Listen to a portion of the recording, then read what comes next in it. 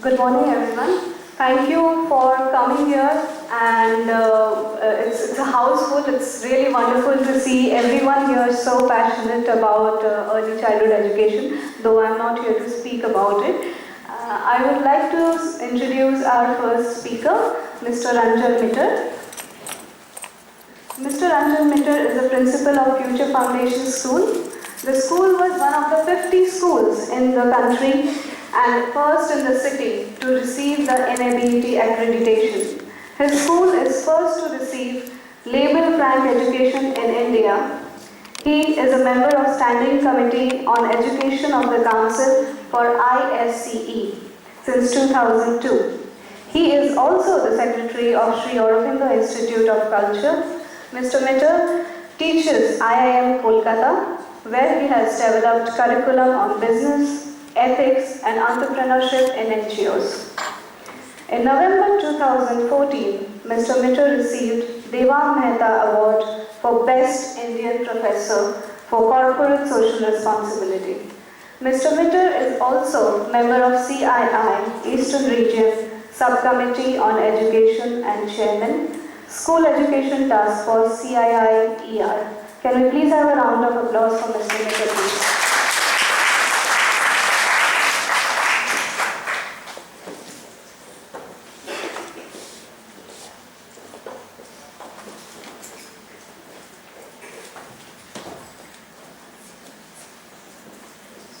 Good morning, and shall I say good morning, friends? I warmly thank the ECA for inviting me this morning. I'm not sure that I'll shed a lot of insight, as is mentioned. I saw that I'm supposed to shed some insight, but I'll probably share some sneak peeks of what I've been able to gather about early childhood education, and in particular, the aspect of values. So I'll start with a little, maybe, it's getting very serious. So I guess I'll start with a little story. The story is not a funny story. It's a story of, let's say, my first encounter with early childhood education and values, and let's say, and how that started. Normally, it's not very pertinent for me to mention it, but perhaps in this forum and with the subject suggested, it would be really important. Well, it's, you just heard I was introduced, but basically two organizations that I am associated with, the Sri Aurobindo Institute of Culture, where I'm the secretary, and the Future Foundation School, where I'm principal. So a little, without, going into a lot of depth and detail about these institutions, I still need to say something because that would be pertinent to explain my engagement, with these, with the subject and with these institutions. Well, I will take you back to 1960, when a very eminent business family, the Loyalkas, basically made a gift of a property in the area of Tollygunge, in Regent Park to be precise, to the mother of Sri Aurobindo Ashram, Pondicherry. And basically her only point was that, the property would stay with her as long as she was alive. She was the wife of Sri Ghanshyam Das Loyalka. And on her expiry in 1968, the property physically passed on to the mother of Sri Aurobindo Ashram, Pondicherry. At that point in time, you see, there was no Sri Aurobindo Bhavan. So people who are aware of Sri Aurobindo Bhavan's existence, you may know that it came about only in 1973, and we are talking 1968. So in 1968, when this property came to the mother, she called it, within quotes, my house in Calcutta. Right. So that was the only house, really speaking, that could be called the mother's house in Calcutta. And she named it, because the lady who gifted it was called Lakshmi Devi Loyalka, she named it Lakshmi's house. So the name still lingers, it's Lakshmi's house. And let me now explain what the mother did with that property. What had happened was, in the meanwhile, and I'll talk of, we are all familiar with the Tagore family. In Calcutta, if you're there are two names you can't miss. One is Netaji Subhash Chandra Bose. He's there at every street corner, hundreds of statues, hundreds of roads, probably bearing his name. And the other name is Rabindranath Tagore. And the Tagore family. You know, I mean, it's synonymous with Bengal. So, I will talk today about not Rabindranath Tagore, somebody probably less famous, but nevertheless of the same family. And his name was Sri Aurobindo Tagore.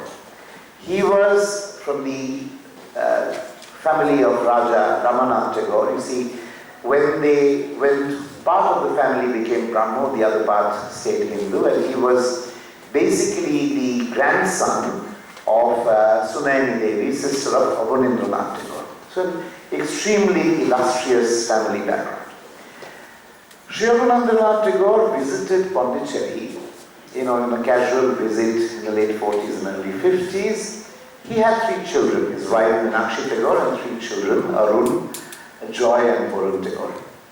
And it so happened that on one of these visits, basically the family wanted to pray to the mother to actually stay back and become ashramites of the Sri Aurobindo Ashram in Pondicherry. So, and the youngest son was Varun. I still wonder how a child of 5 years could say that I would like to be an ashramite, but nevertheless, that's history, that's the fact. So the 3 brothers and the mother, and of course Aurobindo Tagore, they all wanted to stay in the ashram. And in those times, it needed the mother's permission, and the mother gladly gave it to the whole family, barring Aurobindo Tagore. That's a very interesting thing. The head of the family, we are talking of a time when the father, the head of the family was the male, all right? And the mother permitted everybody, Meenakshi Tagore and the 3 sons to stay, and she said, I have some work for you at Calcutta. That work was unexplained. So every year, Aurobindo Tagore would go now to visit the ashram, to see the mother, and also to visit his family, his wife and 3 children. And I'll tell you a small anecdote, because it might be interesting, that on one of those early years, he found that his sons were doing really well in the school in the ashram. So he went and said to the mother, I'm very, very happy because my sons are doing so well. And he hoped that the mother would be very happy to hear that. Quite the contrary, the mother actually frowned. And she asked, your children? And immediately he corrected himself, no mother, your children. Because the moment you get admitted to the ashram, you then become the children of the mother. So that was a very important lesson he would always recount. But nevertheless, between 1956, for the next decade and more, he went on every year going and telling the mother, I would like to come. I would like to move. I'm there in Calcutta. And he was all by himself. You see, he was a lawyer. He had an office. He was a legal practitioner. The company's name was A. Tagore and Company. He was an income tax lawyer by profession. His office was in Hastings Street. And he would come and say, well, I'm tired of my profession. I really want to move here.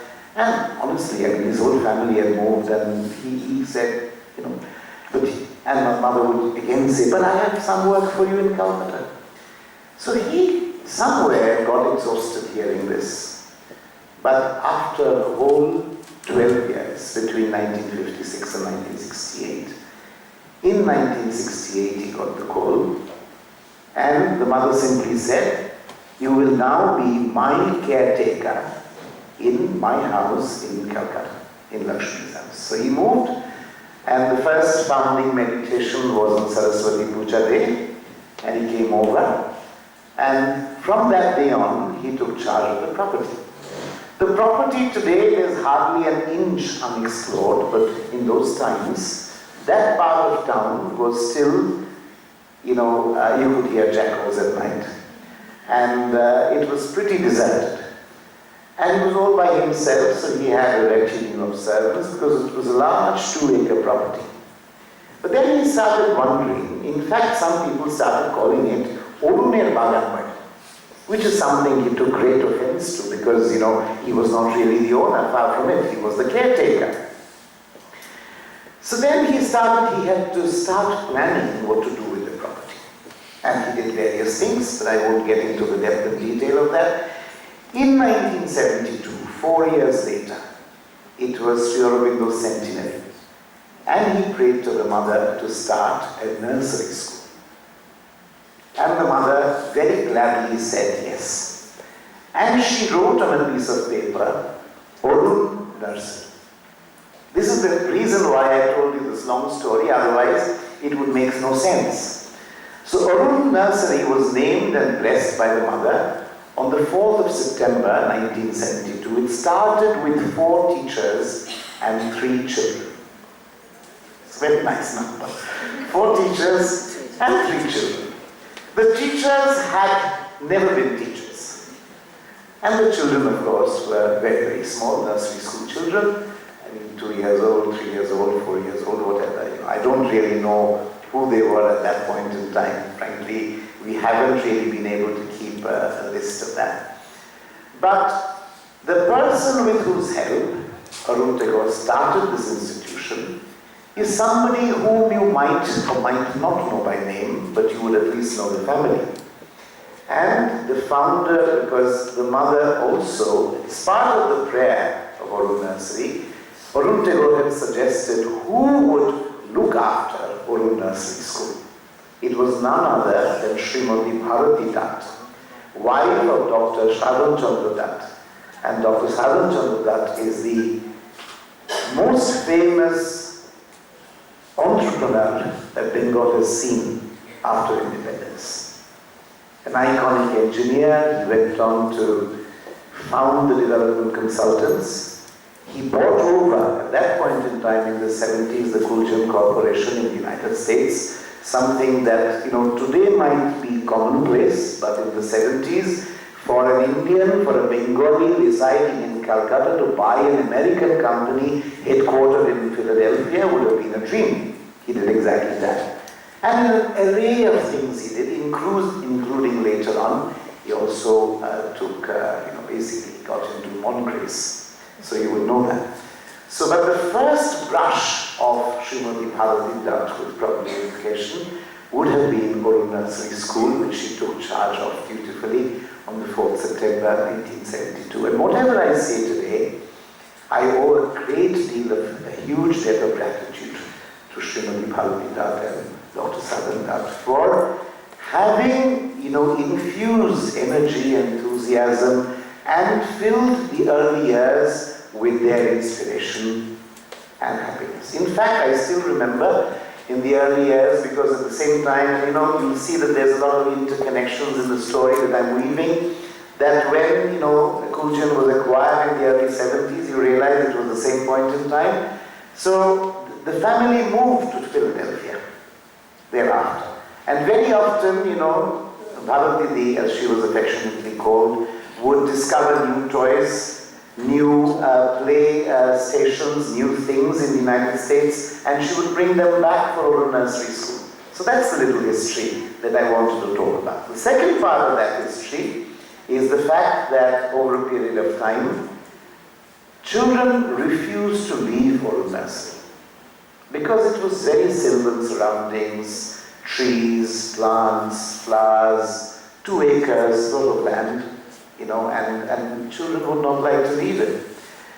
So eventually Orun Nursery School started growing well beyond what would be called a nursery school, class 1, 2, class 3, class 4, etc. And eventually, and why did it happen that way? Because parents said, we don't want to take our kids away. And that's how, quite coincidentally, perhaps accidentally, that the Future Foundation School was born. So this is the little story I wanted to weave and the context that I wanted to talk about, because that is how I have come into contact with education in the first place and early childhood education in the second. I would be failing in my duty if I did not mention 2 other names. Bharati, as time went on, needed assistance, and at some point in time my mother, Srimati Joya Mittal, who had in the meanwhile become the secretary of the Aurobindo Institute of Culture, the umbrella organization, effectively succeeding Arun Tagore from 1976. She was looking after it informally, but at some point in time we needed somebody to head Arun Nursery. But actually, she was looking after it informally, Srimati Shikha Guho. And when in 1999 Joya Ma'am had passed on, Shikhadi took charge as the principal, as the headmistress of Arun Nursery. And then on, Shikhadi also has moved on. It's now my wife, who happens to be sitting in the corner of this room, who heads up Arun Nursery, has increased numbers manifold. We have now 600 kids in that school, and we're really, really proud of it. The reason I also say this is the fact that whenever we talk of schools, schools start at, nowadays in pre-primary. Lots of schools start at pre-primary and go on till class 12. Even today, in our institution, there are two distinct entities, Arun Nursery and the Future Foundation. We haven't merged them for a very simple reason. It's neither financial nor legal. The reason is simply this, that the mother had actually physically in 1972 named and blessed Arun Nursery School. The Future Foundation School came about when the mother was physically not there. So we've taken care that the schools retain their distinct identities. It's true that 99.9% of the children of Arun Nursery land up in the Future Foundation School, but nevertheless, that's the story.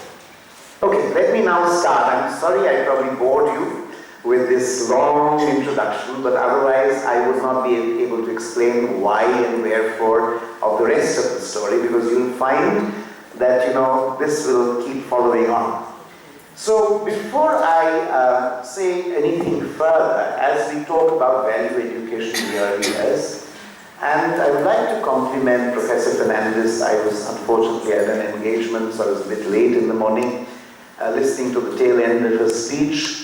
It struck me that we are at a momentous moment, a momentous occasion, in fact, in school education. The fact is that after many, many years, we are reframing the national policy on education, as you might be aware. And why is that momentous today? Because the government has thought fit, the government of India, that education should begin not with primary, but with pre-primary. In fact, the entire block of education starts now at 3 years of age, as per the draft National Policy on Education, which the government is still collecting suggestions. As of 15 June, there were 50,000 suggestions that poured in. So I guess it would be in hundreds of thousands by end of July. Deadline has been extended till 31st of July. So those of you who are here and who still haven't looked up the policy, please do. Because in some way or the other, you will be affected. Positively, negatively, even neutrally. So please put in your suggestions. A very revolutionary suggestion, just by the way, is the fact that they are merging, or they propose to merge what is called a nursery school today with the classes 1 and 2 of what is a high school today. And that will be a whole block called foundational, So, but today is not the day to discuss that, but I just wanted to say that very interestingly, this is a moment where the government has thought fit that this should be the case. And the right, they've also proposed, the people who've written out the draft have proposed that the right to free and compulsory education will now start not at the age of 6, but at the age of 3.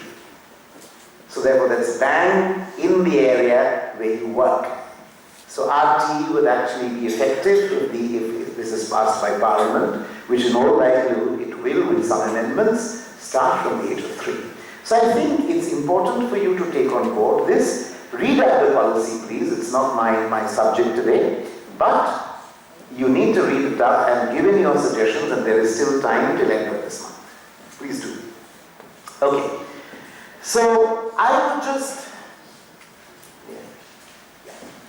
So I leave it at that. In fact, you can give it to me. If I can operate it from here, it will be easy. You don't need to take the trouble. So I'd like to just ask you, because it will be boring for you to listen to me. I've been allotted a very long time slot. Maybe I won't take up that much of time, but nevertheless, it will be very boring listening to the drone of one voice, not particularly nice, in this room. So I'd just like to ask you, what do you think is the context that we are exploring? Value education in schools. Early education, fine, that's a finer segment. When we talk of value education in schools, the context, what are we talking about? Okay, do we have some mics that can go around? I'd like to hear some views. What is the context? Professor Fernandez actually touched on it. So I'll be happy if some of you could, say a few things. It'll make it more interactive anyway. Can we have a show of hands? Otherwise, I'm sure you've had a cup of coffee before coming into this room. May I also go? I'm not an educator at all. Please. I don't know whether you've been introduced to this gentleman. He happens to be my cousin. He's a very, very fine, person. But apart from that, he's the former chairman of the Shipping Corporation of India, and probably a member of most chambers of commerce in the city. May I? Yes, ma'am. There is a multiplicity of mics going around. So there's somebody here. Yes. Yes, sir. Is someone After you, sir. first and foremost, I would say that you mentioned Netaji and Gurudev and said they're synonymous with Bengal. I, for one, would say that we can have numerous names from Ramon Rai and Dasharas, but I would say that without naming Thakur and Swamiji, That is true. this is absolutely incomplete. That is true. But I was not giving a complete list. But nevertheless, I stand corrected. Two names, so I thought they are bring it in the context. Yes. And secondly, you are talking about value education in the context. I think who better than to quote Swamiji? Education is the manifestation of perfection already in man. Absolutely. So this is the absolute context of value education. So I think I just wanted to mention that I Thank would like you. to say Thank you. Absolutely. So I think the point to be noted here is that we have in this country and in this city, particularly in this state, we have a very strong bedrock of philosophy on which we base education on. May I also add in this context that when you read out this national policy which I've just been talking about, it basically also says something very, very clearly, that education must be, whether public or private, must be philanthropic in motive and not for profit. So I just wanted to underline that as a corollary to what Mr. Hajra has said. So therefore, it's very important to know that when we talk about value education in schools, we are also talking about a huge bedrock of philosophy on which this edifice stands, or is supposed to stand. Ma'am. Yes, actually it's an extension of exactly what you said. I feel social responsibility and education to become good Indian citizen is very, very important, and in the modern context, that could be an important point. Absolutely, ma'am. Absolutely. But let's broaden the question a little bit. Schools. You are taking, as a parent, you're taking a child to a school. As teachers, you're teaching those children, and the school is responsible for a huge number of children. What are we experiencing? Is this what we see every day in schools? Is this the experience that we have? What is the current experience in schools? As I said, I'll give you a clue. Professor Fernandez touched on it.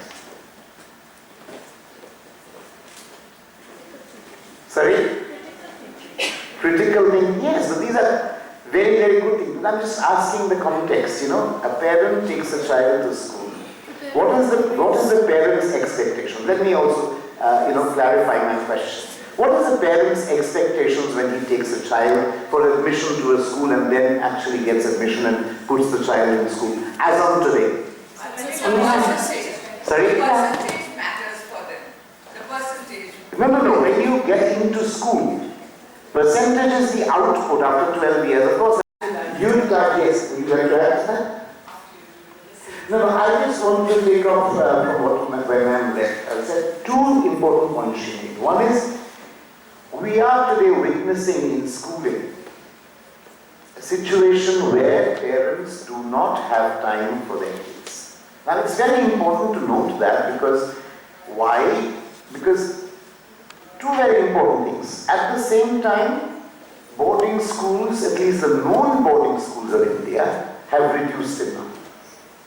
You know, today the St. Paul's and whatever of Darjeeling are ghosts of their former selves. There are some very nice boarding schools left, but they nowhere come close to the, demand that is there. But again, the other trend, I would just like to leave this thought with you, that boarding schools are not in fashion. Parents would like their children to sleep in the same apartment, flat, house, whatever it is. And when they go to sleep at night, they want their children there. But during the day, they have no time. As one of my uncles, Shamukaka, would often say, a child grew up when his father went and asked for, a shirt. He said, so, how big is your child? Horizontal. Because he would never have seen him vertical. He's gone before the child wakes up and is coming back after the child has gone to sleep. So that's the kind of parenting we have today. So both people working, it's an economic necessity.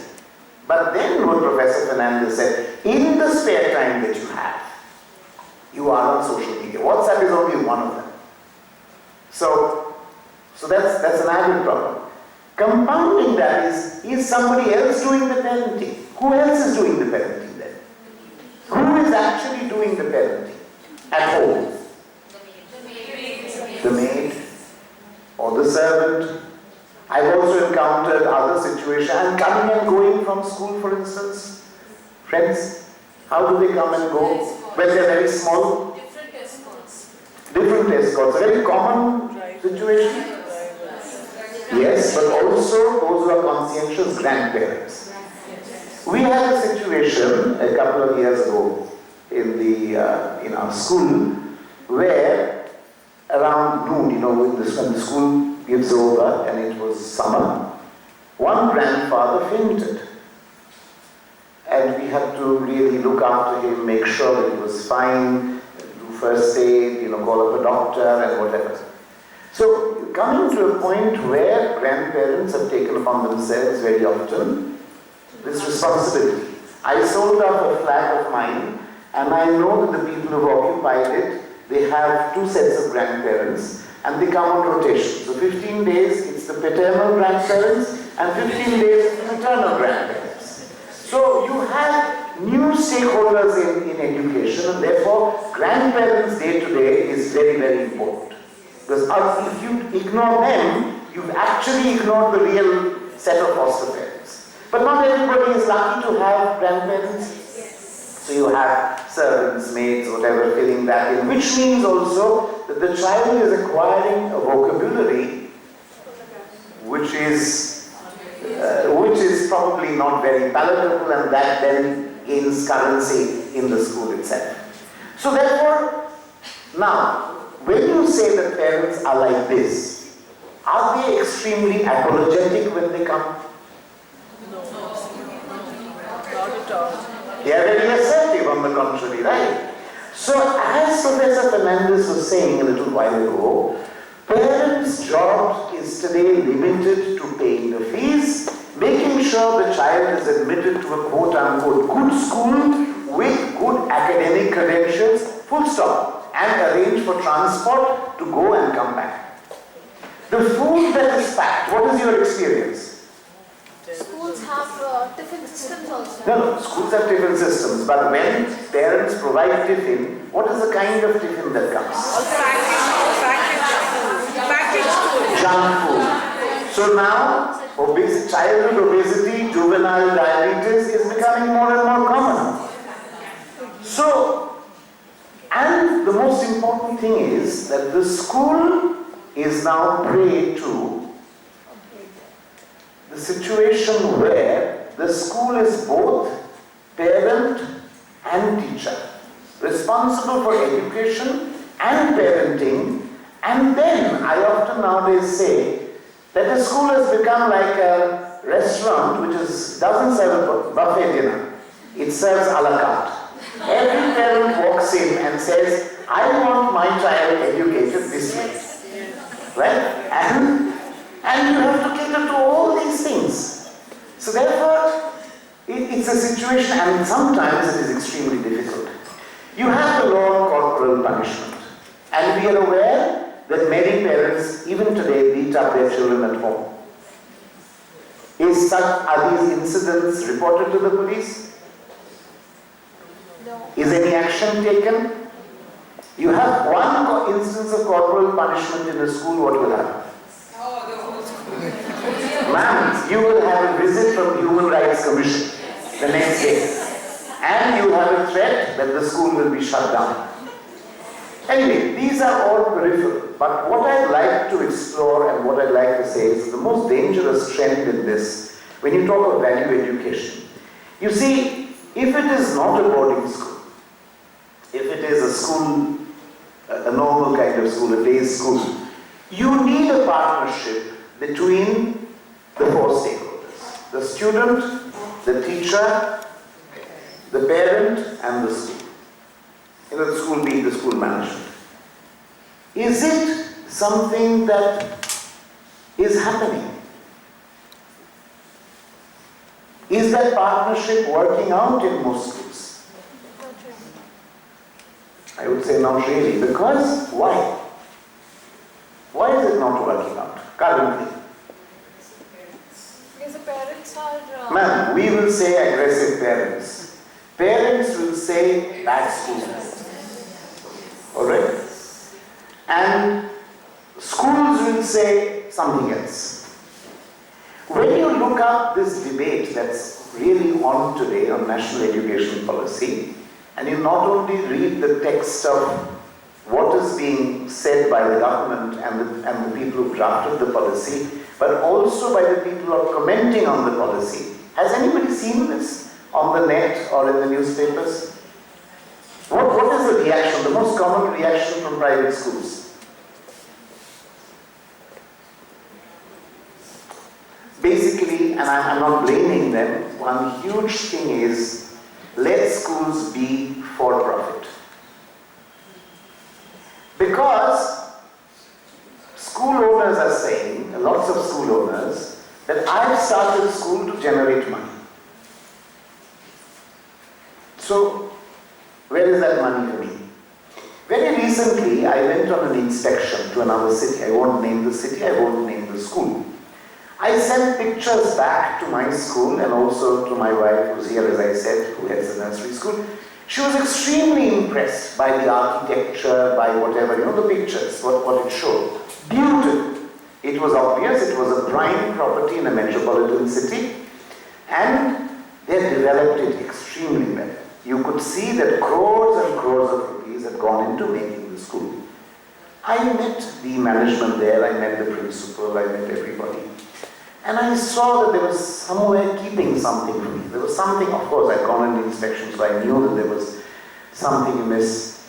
So what I gathered was that basically the promoter, he was somebody into land, and he thought, he was told that this was one way of social responsibility to make a school. So he made the school, he's invested a lot of money.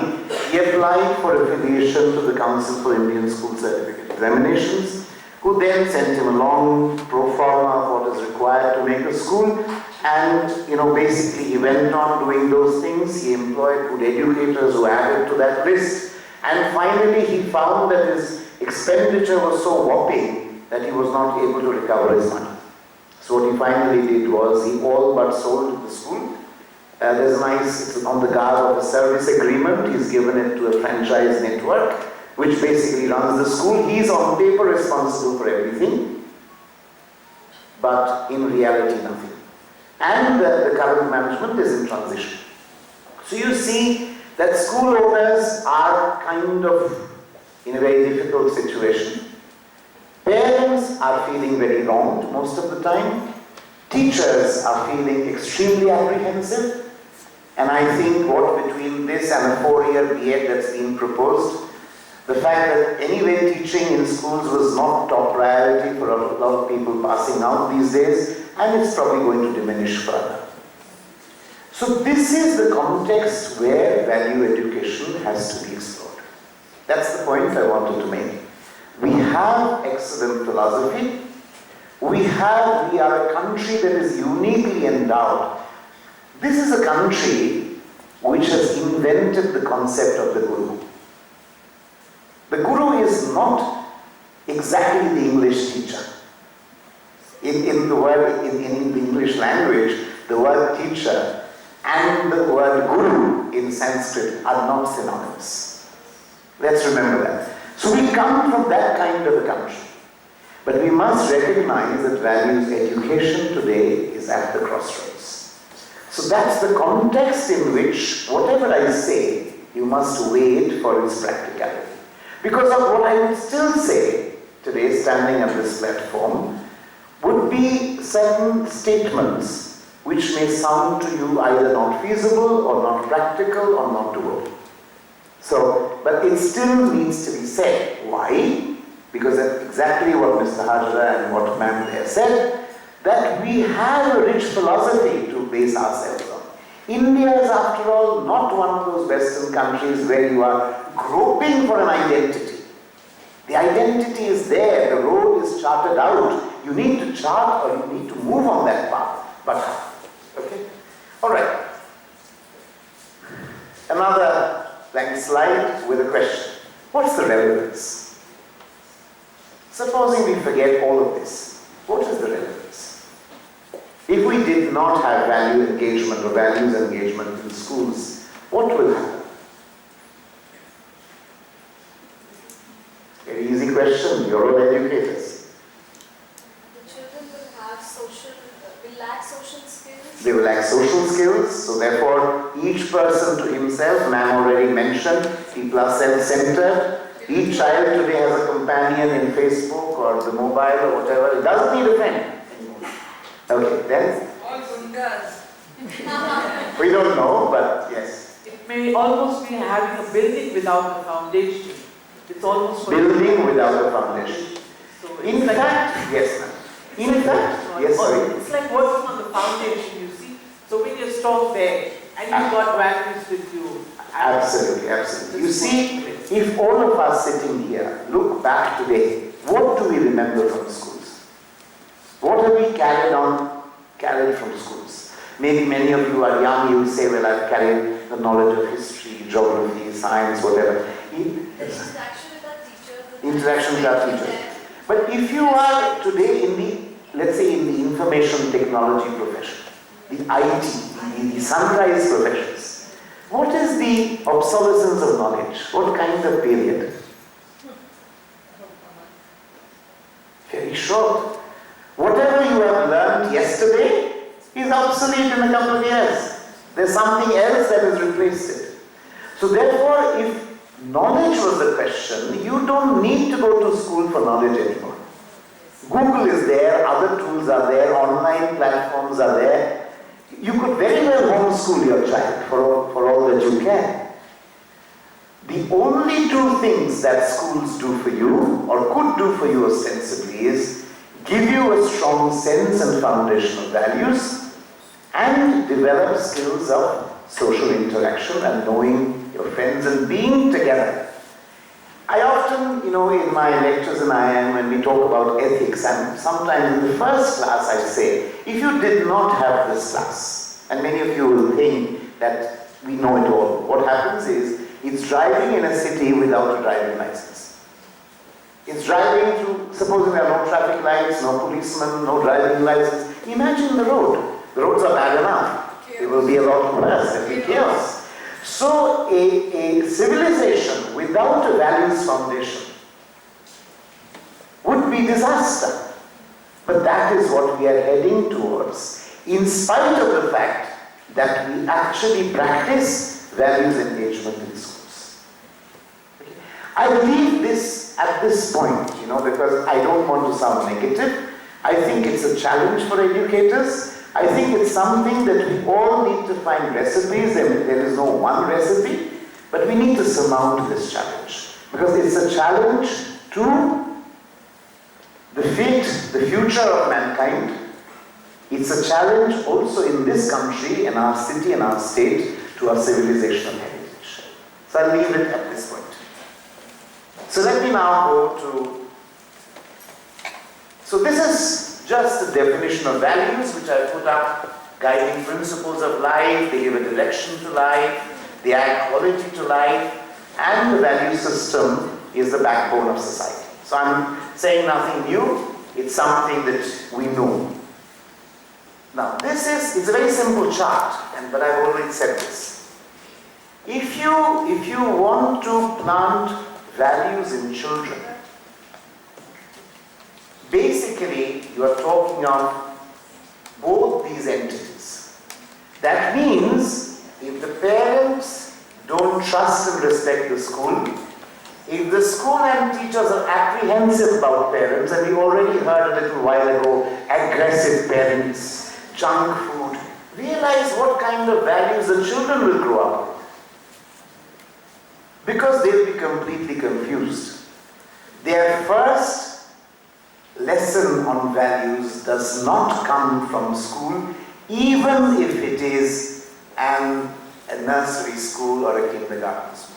It comes from the child's parents. So the moment you come from that environment to the school, if you come and get into this kind of a conflict, if this is not parents plus school, if this parents versus school, then what kind of values will you have? This is something I just leave the thought with for the moment. So the first point is that home is the first school and parents are the first teachers. This is something that cannot be overstated. As educators, as quote-unquote professional educators, we need to remember this, that we are giving something that is not the primary input. Now, they not only guide the child but also demonstrate appropriate behavior by their actions. However, and I've put the caveat here, if children are not guided properly, this is what may happen: problematic and complex individuals. But now I come to the lady I spoke about a little while ago, the mother of Aurobindo. This is something she says here, which probably some of you are aware of, but she puts it very succinctly that education does not begin after the child is born. It begins way before, when the child is conceived in the womb of the mother. So let me just read it out for you. For it is certain that the nature of the child to be born depends very much upon the mother who forms it, upon her aspiration and will, as well as upon the material surroundings in which she lives. To see that her thoughts are always beautiful and pure, her feelings always noble and fine, her material surroundings as harmonious as possible, and full of a great simplicity, this is the part of education which should apply to the mother herself. So basically, any person who wants to be a mother needs to first do this, get into this kind of exercise, this kind of feeling, this kind of imbibing, getting inspired from, or whatever. When the child you have conceived, then you kind of need to dwell in that kind of an atmosphere, have that kind of inspiration, because that will ultimately also influence the child. It's very important. So the values journey, if you will, does not start when after the child is born. It begins at least 9 months before. So this is Home is the first school, and I've again just taken some quotes from the mother. But we know this, but just to say the point.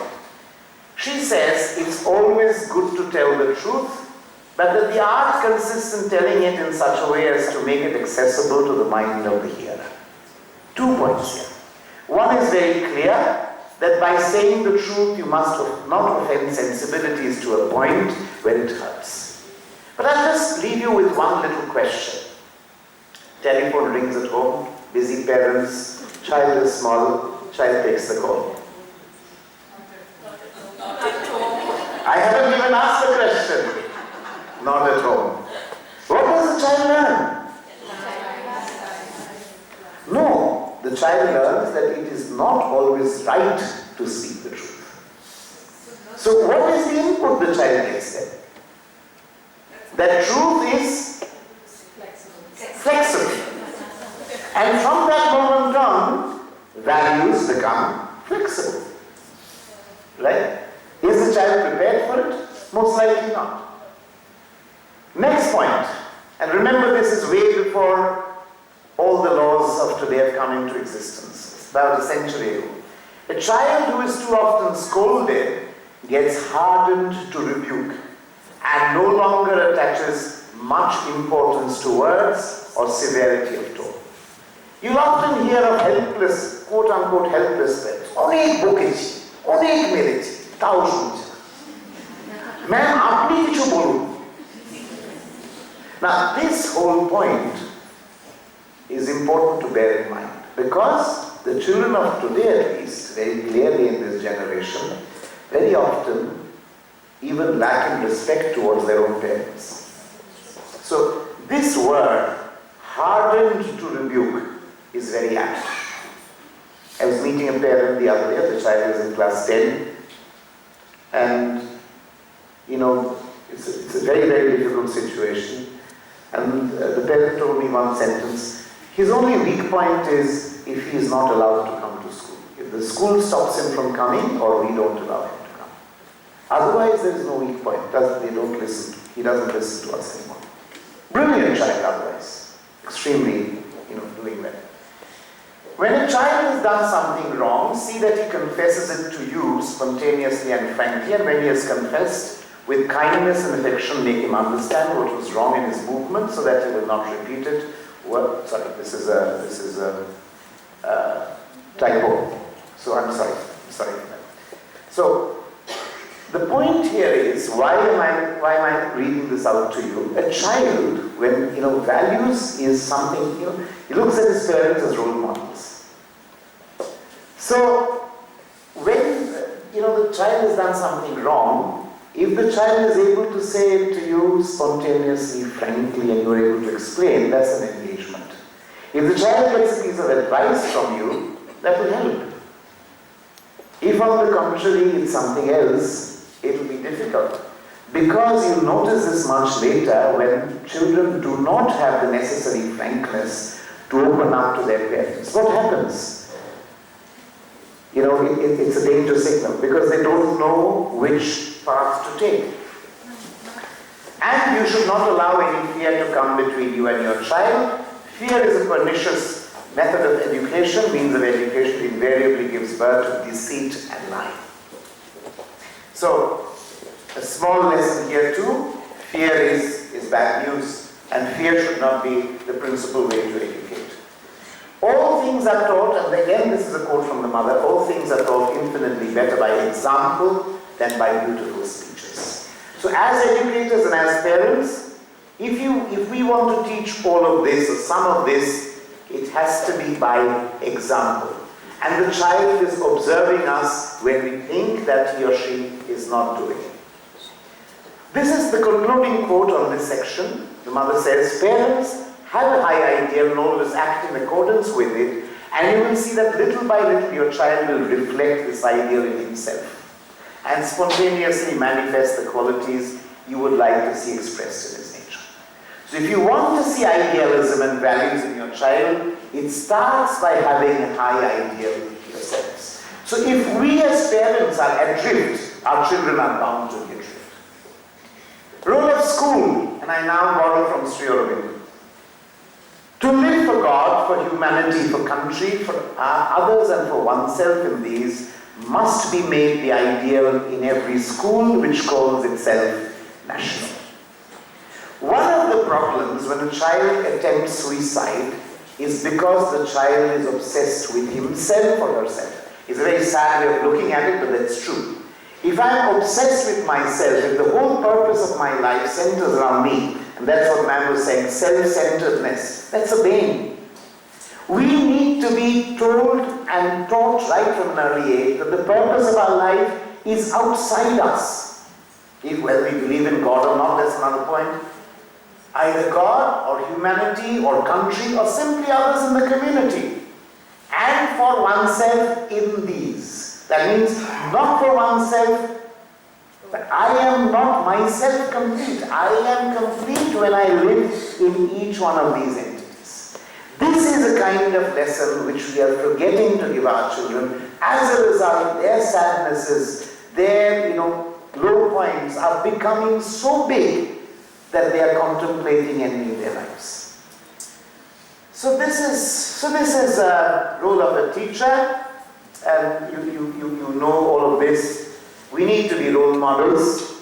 Teaching is not a job, it's an attitude. So I don't need to lecture you on this. I just want to tell you that in the current situation, it's an extremely difficult situation. But do remember, whether you are an early childhood teacher or later on, you don't teach academic or co-curricular subjects. You are, you yourself are the teacher. The child, if he likes you, if you are a geography teacher, I've seen this, a child falls in love with geography if he likes his teacher. So this is a very common observation. So there's nothing great about it. So a good teacher is someone who inspires the students and promotes their talents, including creativity and independent thinking. So you want to encourage critical thinking. This is the key, inspiration, and that's very much in the realm of values. So these are very much themes of value education. This, most of you, I presume, would be doing in your schools. You're transacting it through activity-based teaching, through various innovative practices. We've just taken some pictures. I thank the Uru Nursery School for lending these pictures to me. So this is our shrine. So just taken some pictures.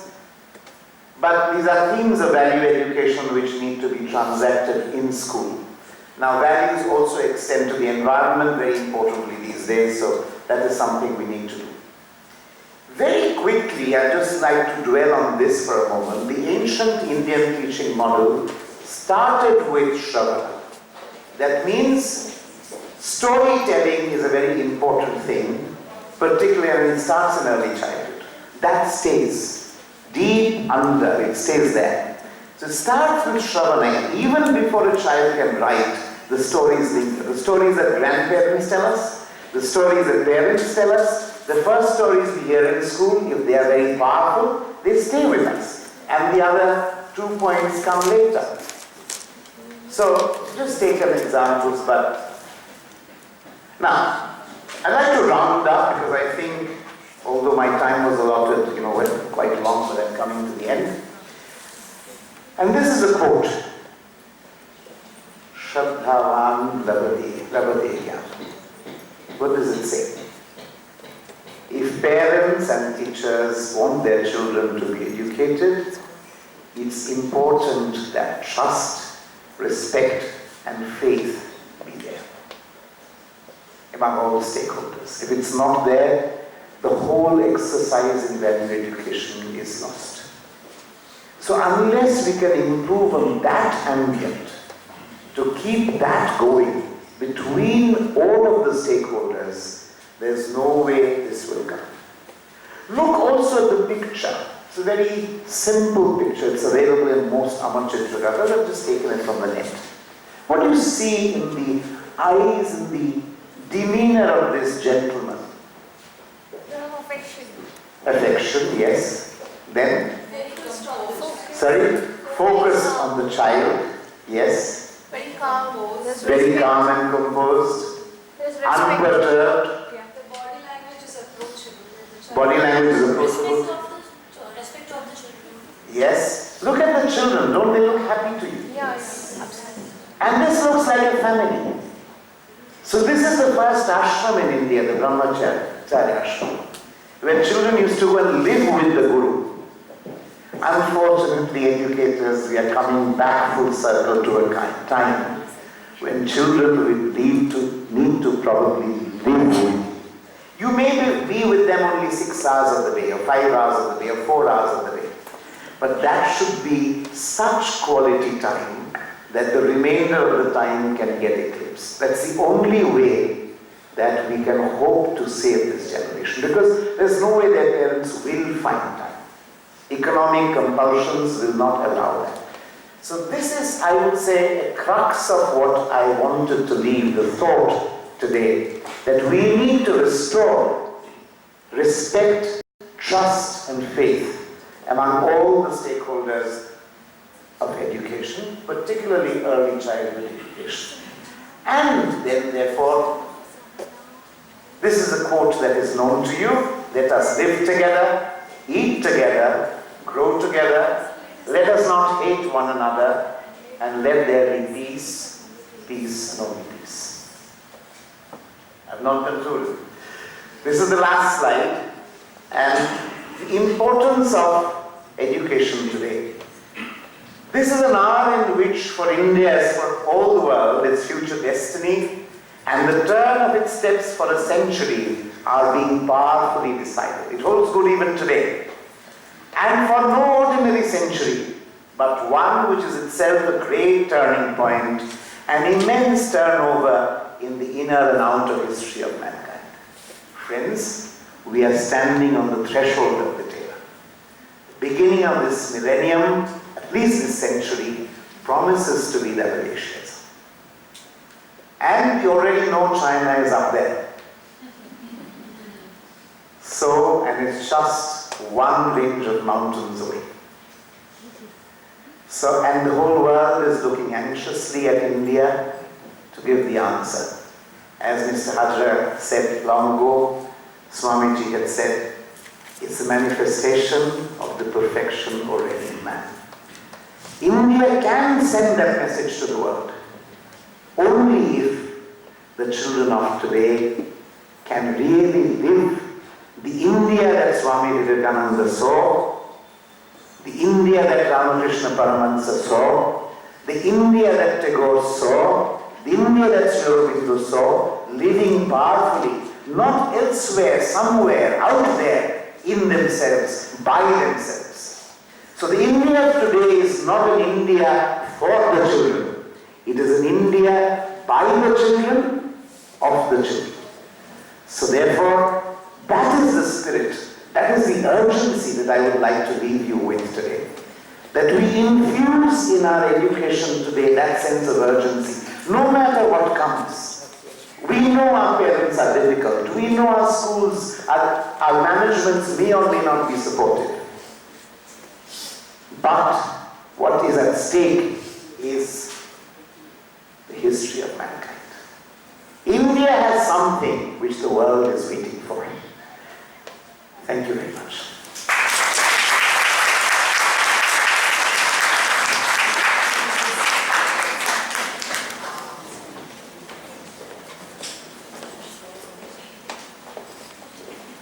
Thank you, Mr. Ranjan Mehta, for enlightening us and helping us educators to understand that we, along with the stakeholders, especially the parents, can instill values in budding minds.